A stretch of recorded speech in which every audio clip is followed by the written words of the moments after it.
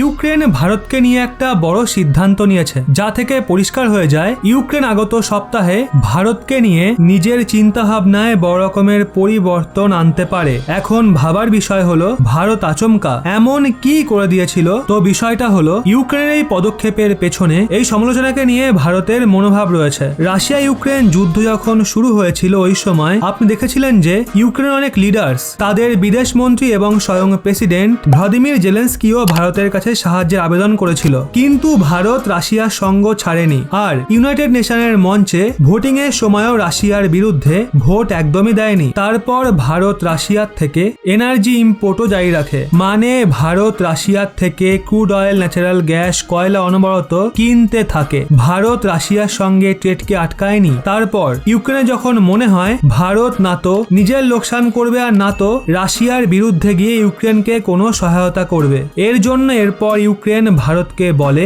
ভারত ইউক্রেনের অর্থব্যবস্থা এবং ওখানকার ইনফ্রাস্ট্রাকচারকে দাঁড় করাতে তাদের আর্থিক সহায়তা করুক, অর্থাৎ তাদের আর্থিকভাবে সাপোর্ট দিক। যদিও ভারত ইউক্রেনকে সহায়তা করার জন্য ওখানকার মানুষদের জন্য হিউম্যানিটেরিয়ান এড তো অবশ্যই পাঠায়, কিন্তু অন্যান্য পশ্চিমীয় ইউরোপিয়ান দেশগুলোর মতো ভারত ইউক্রেনকে মিলিয়ন বিলিয়ন ডলার একদমই দেয়নি। এই সমস্ত কিছু দেখে ইউক্রেন ভারতকে নিয়ে একটা বড় সিদ্ধান্ত নিয়েছে। রেফারেন্স হিসেবে স্ক্রিনে দেওয়া এই আর্টিকেলটা দেখুন, যা অনুযায়ী ইউক্রেনের প্রেসিডেন্ট ভ্লাদিমির জেলেনস্কি ইউক্রেনের ভারতে যে অ্যাম্বাসেডর ছিল তাকে আচমকা সার্ভিস থেকে ডিসমিস করে দিয়েছে, মানে অ্যাম্বাসেডর পদ থেকে বরখাস্ত করে দিয়েছে। রিপোর্ট অনুযায়ী ডক্টর ইগোর পলিখাকে কোনো কারণ না বলে সাসপেনশন জারি করে দিয়েছে। না শুধু ভারত, বরং ভারতের সঙ্গে সঙ্গে জার্মানি, চেক রিপাবলিক, নরওয়ে ও হাঙ্গেরি, এই 5 দেশের অ্যাম্বাসেডরকেও কোনো কারণ না বলে সার্ভিস থেকে ডিসমিস করে দেওয়া হয়েছে। বলা হচ্ছে এই 5টা দেশ ইউক্রেনকে ফুল ডিপ্লোম্যাটিক সাপোর্ট একদমই দিচ্ছে না,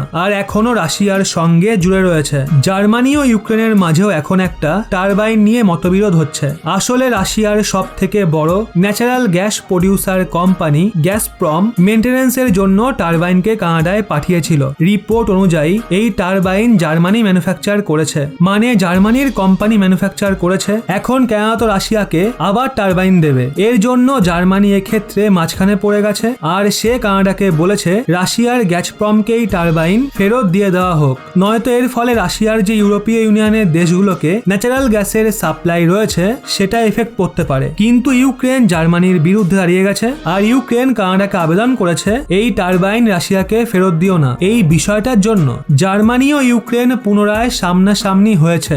ইউক্রেনের প্রেসিডেন্ট ভ্লাদিমির জেলেনস্কি বিশ্ব জুড়ে ছড়িয়ে থাকা তার অ্যাম্বাসেডরদের এটা জানিয়েছিল তারা সবাই এখনো অবধি ভালো কাজ করেছে, কিন্তু ভবিষ্যতে তাদের ইউক্রেনের জন্য আরো সাহায্য নিয়ে আসতে হবে, ইউক্রেনের জন্য ফিনান্সিয়াল সাপোর্ট নিয়ে আসতে হবে। আর যে দেশে তারা মোতায়েন রয়েছে ওই দেশের সরকারের সঙ্গে পুরো অ্যাক্টিভ হয়ে ইউক্রেনের জন্য কাজ করতে হবে। কিন্তু এখন এই ধরনের কন্ডিশনে আচমকা তার অ্যাম্বাসেডরদের 5টা দেশ থেকে একসঙ্গে ডিসমিস করা দুটো বিষয়ের সংকেত দেয়। হয় ইউক্রেনের প্রেসিডেন্ট ভ্লাদিমির জেলেনস্কি নিজের 5 জন অ্যাম্বাসেডরের পারফরমেন্সের জন্য খুশি নয়, এখন তাদের বদলাতে চায়, বা এটা ওই 5টা দেশের জন্য সংকেত ছিল যে ইউক্রেন তাদের প্রতি অসন্তুষ্ট। ওদিকে ভারতে ইউক্রেনের যে অ্যাম্বাসেডর ছিল ডক্টর ইগোর পলিখা, তাকে 2014 সালে মোতায়েন করা হয়েছিল যখন রাশিয়া ক্রিমিয়াকে তার দখলে নিয়ে নেয়। ডক্টর পলিখা সিনিয়র ডিপ্লোমেট, কিন্তু তার কার্যকলাপের সময় ভারত ও ইউক্রেন এদের মধ্যে খুব একটা নিকটে আসতে পারেনি। ডক্টর পলিখা বলেছেন